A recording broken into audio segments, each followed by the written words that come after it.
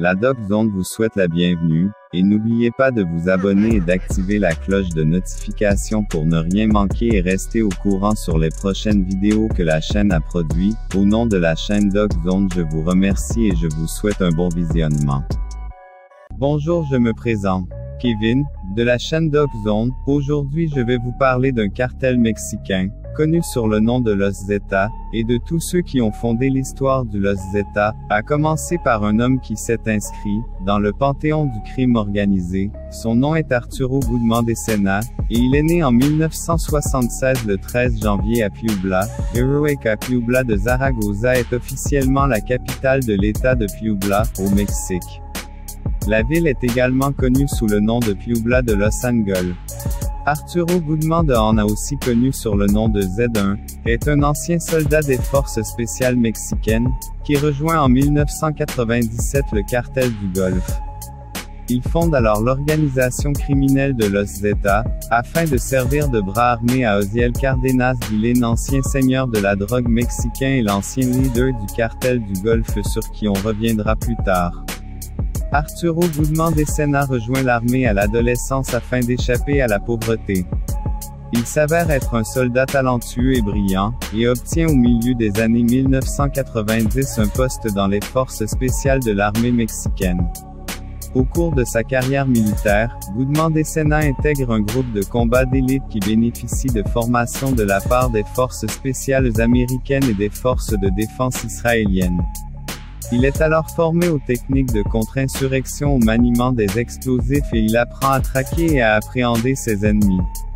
Son comportement agressif et ses talents lui permirent de rejoindre une unité de forces spéciales de l'armée mexicaine, le Grupo Aeromóvil de Fuerzas Especiales, GAFE, initialement formé aux techniques de contre-insurrection contre la rébellion zapatiste de 1994, puis pour la recherche et l'arrestation de membres des cartels mexicains.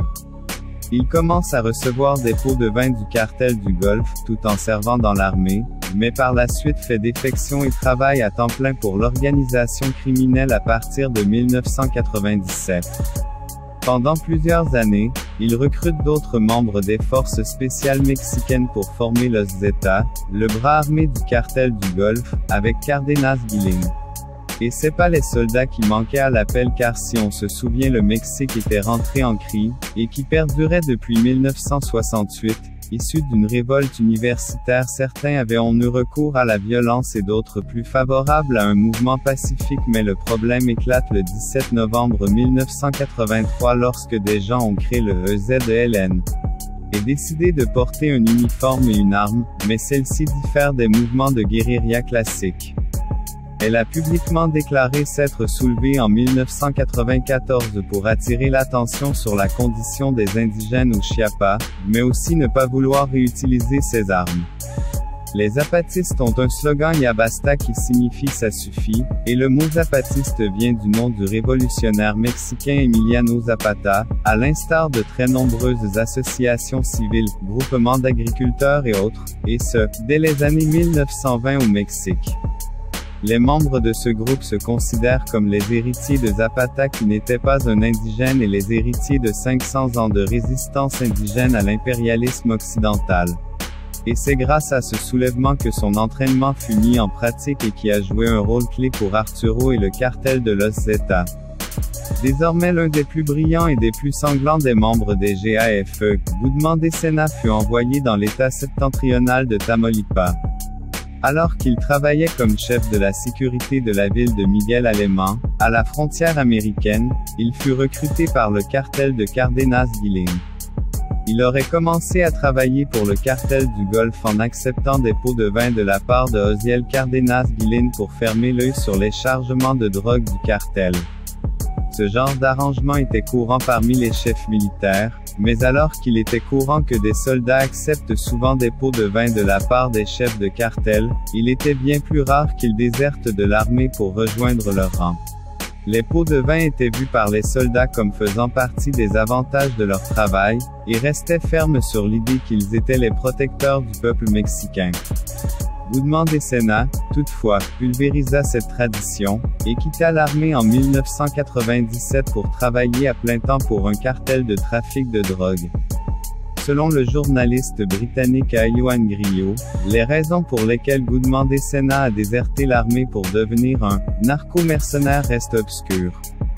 Une explication simple serait qu'il aurait quitté l'armée en quête d'un meilleur salaire, ayant pu observer que de nombreux membres des cartels vivaient en étalant leurs richesses et gagnaient plus en une année que ce qu'un membre des GAFE pouvait espérer toucher en une vie. Il aurait néanmoins pu vivre confortablement comme membre éminent des GAFE, alors qu'en rejoignant le cartel du Golfe, il devient déserteur, et accrut ses chances de finir arrêté ou tué.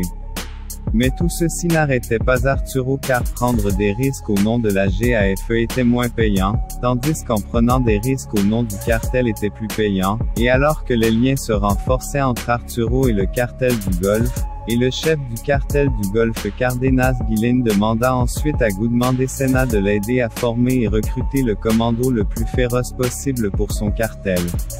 Suivant ses ordres, Gudmande Sena recruta des dizaines de soldats de l'armée mexicaine. Certains médias ont rapporté que la formation des États était le résultat de la désertion massive d'une seule unité, mais les archives militaires montrent que cette affirmation est inexacte. Même si les membres des GAFE formaient une grande part des déserteurs, des soldats venus de différentes unités quittèrent leur régiment pour rejoindre mois après mois les rangs des États. Ces membres initiaux reçurent un nom de code commençant par la lettre Z, Gudmande Sena étant alors surnommé Z1. En quelques mois, Gudmande Sena se retrouva à la tête d'une compagnie de 38 mercenaires, issus des rangs de l'armée, rejoignirent le cartel du Golfe avec armes et bagages, emportant avec eux armes lourdes, fusils d'assaut, armes anti-chars et systèmes de surveillance et de télécommunications. Le rôle des États fut rapidement étendu à des activités de collecte de dettes, puis de sécurisation des plazas, zones stratégiques de transfert de drogue vers les États-Unis, et enfin d'exécution des ennemis du cartel et tous ceux qui sont une menace pour le cartel sont éliminés avec une grande sauvagerie, comme en septembre 2011, le meurtre de 2 blogueurs est attribué à Los Zetas. Les corps sont retrouvés, accompagnés de messages d'avertissement aux blogs et sites spécialisés et quelques journalistes ont été tués dans le but de stopper la dénonciation des crimes liés au cartel, et ce phénomène était plus fréquent pendant la guerre des cartels. Entre parenthèses, la morale de cette histoire est que toute personne susceptible de menacer une organisation criminelle devrait se tenir au silence car la liste des victimes est longue, et pour revenir sur l'ascension de Arturo une fois Juan García Abrego, fondateur du cartel du Golfe, placé derrière les barreaux en 1996, Angel Salvador, El Chava, Gomé Herrera chercha à prendre les rênes de l'organisation criminelle avec l'aide de Cárdenas Gillén.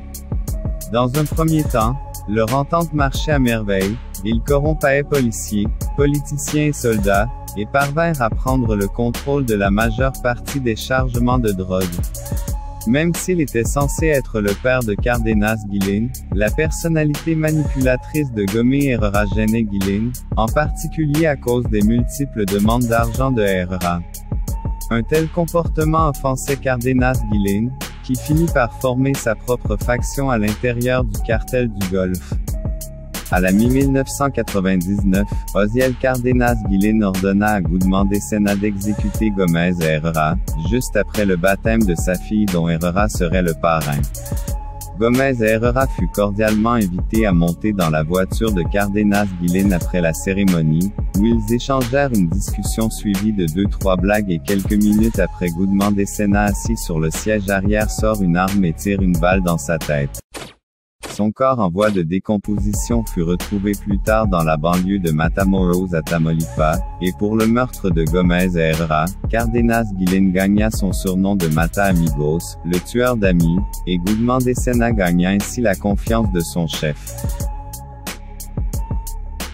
Renforcer ses liens avec quelques moments tragiques suivis de l'assassinat du lieutenant de la police fédérale judiciaire Rajid Jem Gutiérrez Arola, qui a été tué le 21 mars 1999 à Reynosa sur l'autoroute à Camargo. Enlèvement, torture et assassinat le 9 avril 2000 à Matamoros du journaliste Pablo Paine d'Agosin, peut être soupçonné d'être un informateur de la DIA. Enlèvement et assassinat de l'avocat Alberto Lacona Gómez le 14 novembre 2000. Tentative d'assassinat du trafiquant de drogue et de Leo Lopez Falcon, aussi appelé El Lio, qui a eu lieu le 14 mai 2001 à Monterrey, et sera finalement abattu le 7 mai 2003 dans un café, et ensuite. Le 9 juillet 2001, le chef de la police de l'État Jaime Yanez Cantu fut assassiné à Matamoros, et l'agent d'escorte gascon Gerardo Mercado. Enfin, les faits le plus marquant est l'enlèvement et la torture et l'exécution du patron Dionisio Roman El Chacho Garcia Sanchez, qui à Monterrey et tué à Reynosa, le 13 mai 2002, dans le raid effectué par Goodman Decena et ses hommes. Ils ont kidnappé et tué son lieutenant Juvenal et la Juve Sanchez Torres. Et le 21 novembre 2002, c'est la date à laquelle Arturo Goodman Decena est abattu et tué par l'armée mexicaine dans la ville frontalière de Matamoros dans l'état de Tamaulipas, et c'est ici que se termine cette vidéo. Si cette vidéo vous a plu, faites-le moi savoir dans les commentaires, et si vous voulez plus de vidéos de ce genre, faites-le moi savoir aussi dans les commentaires sur la chaîne Dog Zone. Vous remercie et à la prochaine pour une autre vidéo.